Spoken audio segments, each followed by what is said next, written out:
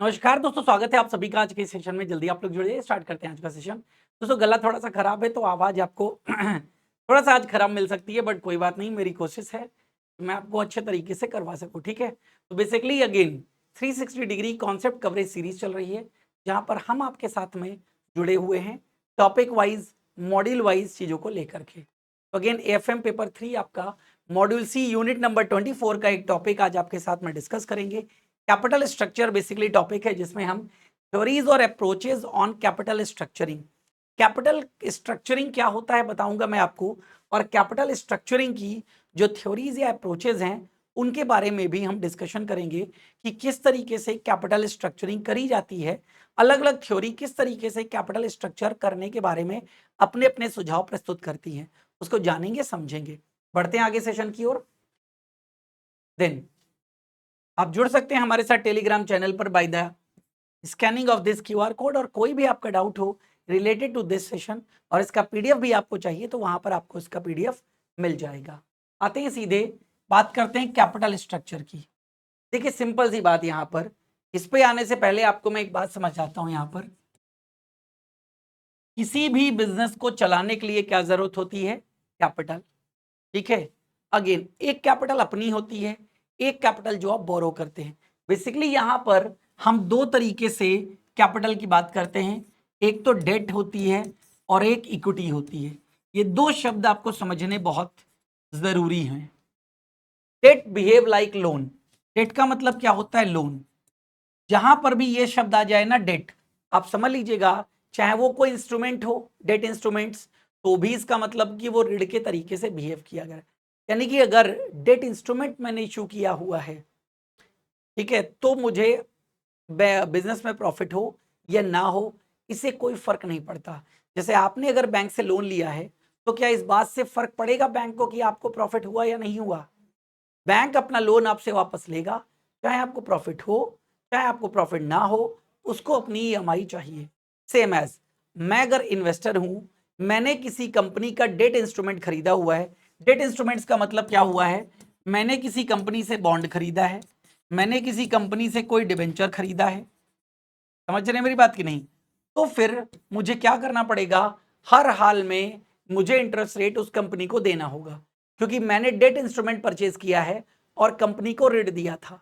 तो मुझे इससे मतलब नहीं कि कंपनी को प्रॉफिट होगा कि नहीं होगा, मुझे कंपनी से हर हाल में अपना इंटरेस्ट चाहिए, जिसके लिए मैंने यहां पर निवेश किया था या इनको पैसे दिए थे। तो डेट इंस्ट्रूमेंट एक तरीके से होते हैं, इसको डेट कैपिटल बोलते हैं, बिहेव लाइक लोन, और इसको क्या करना पड़ता है? किसी भी कंडीशन में आपको चुकाना पड़ता है। दूसरी तरफ होती है इक्विटी। इक्विटी का मतलब होता है ऑनरशिप। ऑनरशिप समझिएगा, मैंने किसी कंपनी के शेयर्स खरीदे हैं। शेयर्स खरीदने का मतलब क्या है? नाम ही है ना शेयर, और शेयर किसका पार्ट होते हैं? ये पार्ट होते हैं कैपिटल का, इसी के लिए शेयर कैपिटल कही जाती है। तो मैंने किसी कंपनी के पूंजी के भाग को खरीदा है। मैंने किसी कंपनी में एज एन इन्वेस्टर पैसा तो लगाया है, लेकिन मालिक बन करके। क्या बन करके? मालिक बन करके, ऑनर बन करके। तो जब ऑनर बन करके हम पैसा यहां पर लगाएंगे तो फिर उसके बारे में आप ये सोचिए, हमें क्या कंपनी प्रॉफिट कमाएगी तभी तो हमें कुछ मिलेगा। कंपनी अगर प्रॉफिट नहीं कमाएगी तो याद रखिएगा हमें कुछ नहीं मिलेगा। उल्टा कंपनी जो भी लॉस होगा वो लॉस भी हमें कंपनी का झेलना पड़ेगा, डायरेक्टली नहीं बट इनडायरेक्टली, क्योंकि हमारी लायबिलिटी खैर हमारे खरीदे गए शेयरों तक ही लिमिटेड है, लेकिन फिर भी कंपनी को लॉस होगा तो इनडायरेक्टली हमें लॉस कैसे होगा?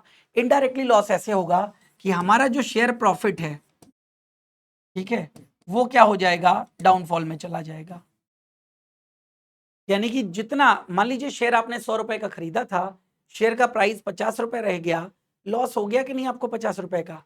डायरेक्टली ना सही, इनडायरेक्टली अनरियलाइज्ड लॉस है, बट लॉस है। तो दो चीजें होती हैं, डेट और इक्विटी, ध्यान रखिएगा। कैपिटल स्ट्रक्चर में यही दो चीजें मायने रखती हैं। अब कंसर्न क्या है समझिएगा, देखिए दोनों तरफ कंसर्न है। अगर डेट बहुत ज्यादा होगा तो भी प्रॉब्लम है। डेट अगर ज्यादा होगा तो इसका क्या मतलब है? कि कंपनी ने ऋण ज्यादा ले रखा है। अब मान लीजिए कभी कंपनी प्रॉफिट नहीं कमा पाई, कंपनी चुका ही नहीं पाएगी अपना ऋण, कहां से चुकाओगे? जैसे आपने अगर लोन ले रखा है और आपको सैलरी मिलनी बंद हो जाए तो क्या आप कुछ कर पाओगे? आप कुछ नहीं कर पाओगे। ठीक है। दूसरी तरफ इक्विटी अगर ज्यादा हो गई, हमारे पास से ऑनरशिप ही चली जाएगी। जब ऑनरशिप हमारे पास से चली जाएगी तो आप खुद सोच करके देखिए हम किस तरीके से काम कर पाएंगे। हमने बनाया और हमारी ऑनरशिप वहां पर चली गई। तो डेट और इक्विटी के बिहाफ पर हम यहाँ पर बात करते हैं। ठीक है, डेट और इक्विटी इस तरीके से आप देख सकते हो, debt, equity capital, preferred stock, other resources, इन सब से मिलकर के बनता है हमारा कैपिटल स्ट्रक्चर। तो कैपिटल स्ट्रक्चर क्या है? एक स्पेसिफिक मिक्स है इक्विटी और डेट का, जो कि इस्तेमाल किया जा रहा है एक कंपनी के finance a companies operations and assets. This long term money required by the firm is known as capital. यही जो लॉन्ग टर्म मनी रिक्वायर्ड है, इसी को हम किस नाम से जानते हैं? कैपिटल के नाम से जानते हैं। ध्यान रखिएगा बहुत अच्छे से। कैपिटल स्ट्रक्चर क्या है? Refer to as the proportion of debt and equity. तो कैपिटल स्ट्रक्चर में क्या क्या आता है? डेट और इक्विटी दोनों आती हैं। In the total long term fund raised by the firm, firm के द्वारा रेज किया गया।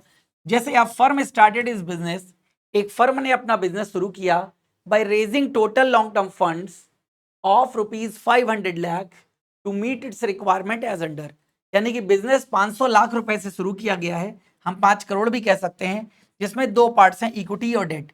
इक्विटी कैपिटल है 200 लाख की और डेट कैपिटल है यहाँ पर 300 लाख, यानी कि 2 करोड़ की इक्विटी है और 3 करोड़ का यहाँ पर डेट है। तो ये क्या कह सकते हो आप? 500 के हिसाब से ये रेशियो कितना हो गया? 40 और 60 का रेशियो हो गया कि नहीं हो गया? तो हम कह सकते हैं हमारी कैपिटल में डेट और इक्विटी का जो रेशियो है वो कितना है? 40-60% है। 40% हमारे पास इक्विटी है और 60% डेट है हमारे पास। ये स्ट्रक्चर दर्शाता है, ध्यान रखिएगा। अब यहाँ पर कैपिटल स्ट्रक्चर के क्या क्या एग्जांपल्स हो सकते हैं? तो अगेन आपको मैंने डेट कैपिटल के बारे में बताया। डेट कैपिटल कहाँ से आएगी? कोई लोन आपने ले रखा होगा, उसको क्या बोलेंगे? डेट। डेट यानी कि बिहेव लाइक लोन बताया था ना, तो सीधे लोन है। डिबेंचर इशू कर दिया आपने तो आपके पास डेट कैपिटल आ जाएगी। कॉर्पोरेट डिपॉजिट्स अगर आपके पास आ गई तो भी उनको डेट कैपिटल कहेंगे। Fix deposit from public, public के द्वारा फिक्स डिपॉजिट जो आपको मिलती है उसको भी डेट कैपिटल कहा जाता है। अब इक्विटी कैपिटल के क्या क्या एग्जांपल्स होते हैं?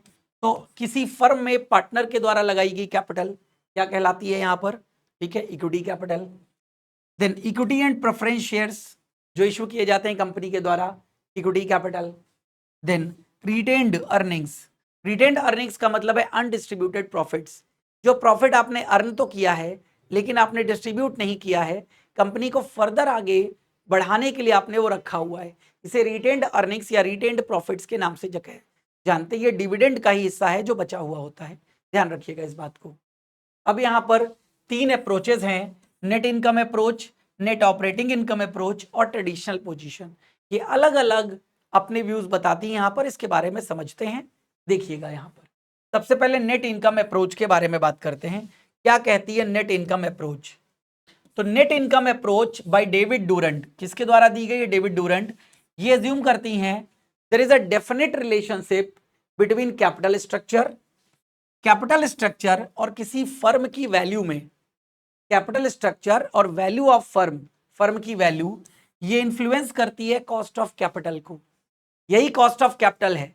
देखो डेट जो आप उठा रहे हो, डेट पर क्या देना पड़ेगा? इंटरेस्ट देना पड़ेगा नहीं, तो ये क्या है? Cost of capital. जैसे मैंने 10 लाख रुपए का लोन लिया जिस पर मुझे हर महीने मान के चलता हूं 5,000 रुपए का ब्याज देना पड़ रहा है, एक एग्जाम्पल के तौर पर बता रहा हूं। तो 10 लाख रुपए की कॉस्ट क्या है? कॉस्ट ऑफ कैपिटल है 5,000 रुपए पर मंथ, यानी कि साल का 60,000 रुपए ये मेरा ब्याज जाएगा, एक एग्जाम्पल के तौर पर बताया है मैंने। तो ये कॉस्ट ऑफ कैपिटल। तो अगेन ये जो कैपिटल स्ट्रक्चर है ये कॉस्ट ऑफ कैपिटल को इन्फ्लुएंस करता है। कैसे? सोचिए, डेट ज्यादा होगा तो ज्यादा देना पड़ेगा, इक्विटी ज्यादा होगा तो कम देना पड़ेगा। ये इन्फ्लुएंस कर रहा है कि नहीं कॉस्ट ऑफ कैपिटल को? क्योंकि इक्विटी में आपको तब देना है जब प्रॉफिट होगा और डेट में आपको तब देना है जब प्रॉफिट हो या ना हो। एक कंफर्म रिस्पॉन्सिबिलिटी देनी ही देनी हर बार। समझ गए मेरी बात? जैसे दोस्त से पैसे लिए आपने और बैंक से पैसे लिए, दोस्त से पैसे लिए तो अगेन 2-4 महीने बाद आप चुका दोगे, ब्याज भी नहीं देना पड़ेगा, प्रॉफिटेबल सिचुएशन है। और बैंक से लिए तो हर महीने एक इंस्टॉलमेंट प्रॉपर देनी है आपको, नहीं तो आपका सिविल खराब हो जाएगा, फिर फ्यूचर में आपको लोन भी नहीं मिल पाएगा। तो a company can increase its value and decrease the overall cost of capital. एक कंपनी अपनी वैल्यू को इंक्रीज करती है और ओवरऑल कॉस्ट ऑफ कैपिटल को डिक्रीज कर सकती है अगर वो डेट के पोर्शन को इंक्रीज कर दे अपने कैपिटल स्ट्रक्चर में। नेट इनकम अप्रोच ये बताती है अगर कैपिटल स्ट्रक्चर में डेट का पोर्शन बढ़ेगा, डेट यानी कि उधारी वाला पोर्शन बढ़ेगा, तो यहां पर ओवरऑल कॉस्ट ऑफ कैपिटल जो है वो डिक्रीज हो जाएगी। आइए देखते हैं। अगेन ये क्या बताती है नेट इनकम अप्रोच कि वैल्यू ऑफ फर्म बढ़ती है, मार्केट प्राइस ऑफ इक्विटी अगर बढ़ता है तो ओवरऑल कॉस्ट ऑफ कैपिटल क्या हो जाती है, कम। फॉर्मूले के थ्रू समझते हैं। यहां पर ABC limited its capital structure comprising 50% debt and 50% equity. एक एबीसी लिमिटेड नाम की कंपनी है जिसके पास 50% डेट है, 50% इक्विटी है। The cost of debt is 10%। Loan कितना का देना है, 10% लोन चुकाना है। लोन का रेट ऑफ इंटरेस्ट है 10%। और इक्विटी की कॉस्ट कितनी है यहां पर, 16%। इक्विटी को 16% देना होता है। इट्स WACC यानी कि weighted average cost of capital can be calculated as under. Calculate करते हैं तो वेटेड एवरेज कैसे, cost of debt into proportion of debt, cost of equity into proportion of equity. तो अगेन यहां पर हमने क्या लिखा है, दोनों तरफ कितना है, 50-50% है, तो 10 इंटू 0.5, 16 इंटू 0.5, ये कितना निकल करके आया, 13%। अब समझिएगा, now if the capital structure is change to 60% debt. अभी क्या था, 50-50% था, डेट को बढ़ाना है क्योंकि डेट बढ़ाते हैं तो ओवरऑल कॉस्ट ऑफ कैपिटल कम होती है, बताया गया है। तो डेट को मैंने बढ़ाया और 40% इक्विटी हो गया। अब यहां पर अब देखते हैं 10 इंटू 0.6, जो 0.5 था वो 0.6 कर दिया गया, और 16 इंटू 0.4, क्योंकि अब इक्विटी कितना रह गया, 40%, तो 0.4 हो गया। तो 6 + 6.4 कितना हो गया, पहले ओवरऑल कॉस्ट ऑफ कैपिटल कितनी थी, 13%, अब ओवरऑल कॉस्ट ऑफ कैपिटल कितनी हो गई, 12.4%। तो अगेन याद रखिएगा, नेट इनकम अप्रोच हमें यही बताती है कि अगर हम डेट के पोर्शन को इंक्रीज करते हैं तो क्या होती है, यहां पर ओवरऑल कॉस्ट ऑफ कैपिटल कम होती है, जिसको इस तरीके से उसने प्रूव किया हुआ है, ध्यान रखिएगा। नेट ऑपरेटिंग इनकम अप्रोच इसके बाद आती है। नेट ऑपरेटिंग अप्रोच भी, ये भी डेविड डूरेंट ने ही डेवलप किया था। ये अज्यूम करता है कि weighted average cost of capital यानी कि WACC या वैल्यू ऑफ फर्म, ये अफेक्टेड ही नहीं होती है, remains unaffected by the change of debt portion in the capital structure. Debt again, net operating income approach क्या कहती है, NOI, नेट ऑपरेटिंग अप्रोच ये कहती है कि जो weighted average cost of capital है ये अनअफेक्टेड रहेगी हमेशा, यानी कि इस पर कोई प्रभाव ही नहीं पड़ेगा, आप डेट और कैपिटल के स्ट्रक्चर को कितना भी बदल लो। देखिएगा यहां पर, according to this approach the market value is dependent on, market value किस पे डिपेंडेंट है, ऑपरेटिंग वैल्यू, ऑपरेटिंग इनकम और business risk of a firm. Both these factors are non impacted by financial leverage. देखते हैं यहां पर example के through समझते हैं। ABC limited capital structure comprising 50% debt 50% equity. The cost of debt is 10% और weighted average cost of capital कितनी है यहां पर, 13%। अब यहां पर समझ लीजिएगा, कॉस्ट ऑफ इक्विटी नहीं है, weighted average cost of capital दे रखा है हमें 13%। NOI जो नेट ऑपरेटिंग इनकम अप्रोच है, ये अज्यूम करती है WACC रिमेन्स कांस्टेंट। ये अज्यूम कर लिया हमने कि WACC जो है वो कांस्टेंट रहेगा irrespective of debt equity portion. Debt equity proportion कितना भी रहे ये चेंज नहीं होगा। तो for the given proportion of 50:50 cost of equity can be calculated as under. देखिएगा, तो WACC यही था formula, cost of debt proportion of debt, cost of equity proportion of equity. अब देयरफॉर कॉस्ट ऑफ इक्विटी कैसे निकल के आएगी, WACC minus cost of debt into proportion of date upon proportion of equity. इस तरीके से निकालेंगे तो सिंपल निकल करके आएगा 13 ये WACC माइनस 10, 50% डेट, ठीक है, अपॉन 5 हो जाएगा 13 - 5 अपॉन 0.5, 8.5, 16%।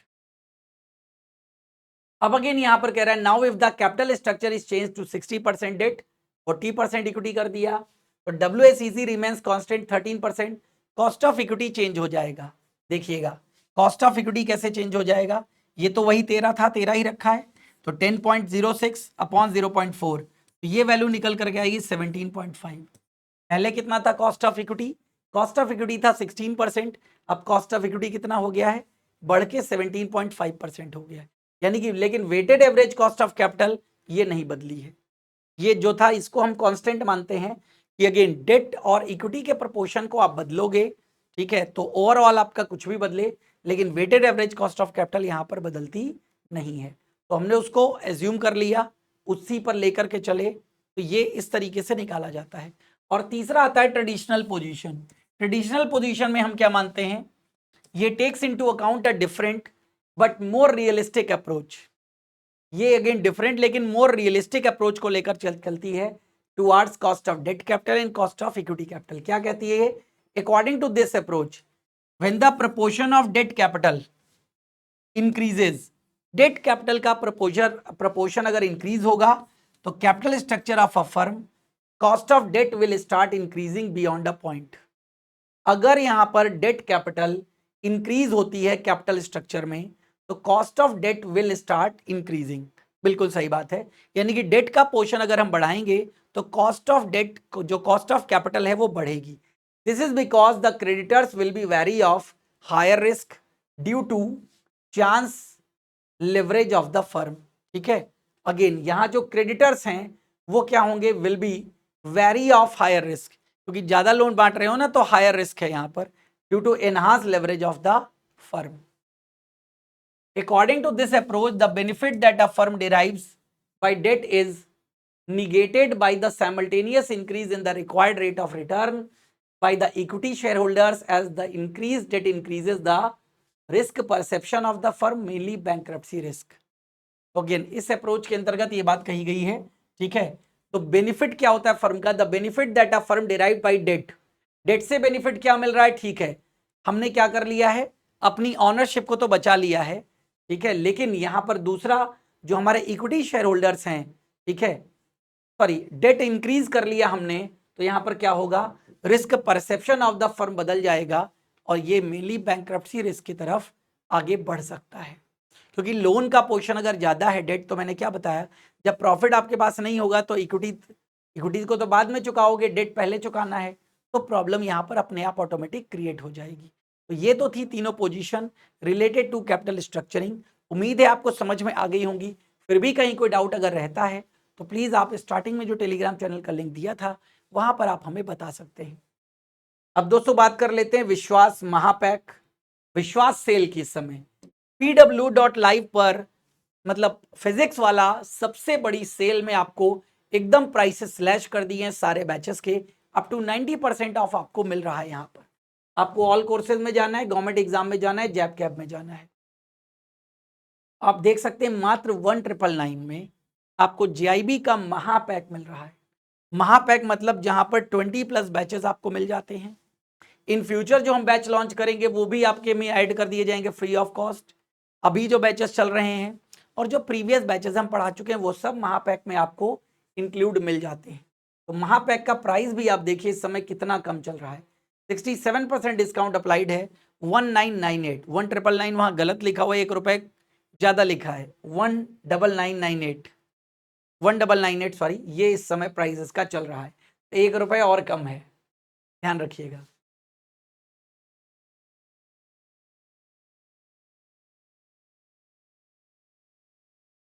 ये जीआईबी का महापैक, और हम लोग महापैक से ही जुड़ने के लिए आपसे कहते हैं, क्योंकि महापैक ऐसा पैकेज है जिसको परचेज करने के बाद फर्दर बैचेस परचेज करने की आपको आवश्यकता नहीं होती है। तो विश्वास सेल के साथ आप लोग जुड़िए, ठीक है, और अगेन सारे के सारे पैकेजेस जो कि अगेन अपने दोस्तों को भी आप लोग बताइए और पेड बैचेस में जुड़िए। सीआईबी के रजिस्ट्रेशन भी अब तो स्टार्ट हो चुके हैं, अब कोई डाउट तो है नहीं, डेट्स एग्जाम की आपको मिल चुकी हैं, उनके अकॉर्डिंग तैयारी यहाँ पर शुरू कर दीजिए। ठीक है, चलिए मिलते हैं आपसे। जून में पेपर है आपका, मतलब सॉरी मई में पेपर्स हैं आपके, ठीक है, तो अभी से तैयारी आप लोग शुरू कर दीजिए। तो जीआईबी के तो रजिस्ट्रेशन सॉरी कंप्लीट हो चुके हैं, मैं सीआईबी पे आ गया एकदम से। हाँ, जीआईबी के रजिस्ट्रेशन कंप्लीट हो चुके हैं, उम्मीद है आपने भर दिया होगा, तभी आप तैयारी कर रहे हो। ठीक है, तो अगेन टाइम बहुत कम है, जितनी जल्दी आप लोग तैयारी कर लेंगे उतना अच्छी बात है यहाँ पर। तो अगेन आपसे मुलाकात होगी अगले सेशन में, तब तक हमें दीजिए इजाजत। Thank you.